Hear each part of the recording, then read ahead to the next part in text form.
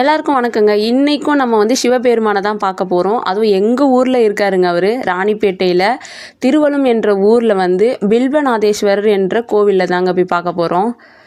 தேவாரம் பாடலில் இடம்பெற்ற ஒரு கோவிலாங்க இது. ரொம்ப ஃபேமஸான கோவில்னு சொல்கிறாங்க.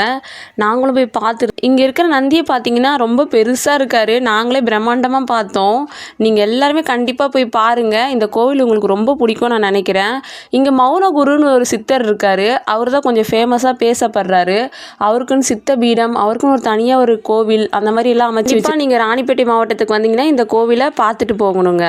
உங்களுக்கு இந்த வீடியோ பிடிச்சிருந்தா லைக் பண்ணுங்கள், ஷேர் பண்ணுங்கள், சப்ஸ்கிரைப் பண்ணுங்கள் நம்ம சேனலை மறக்காமல்.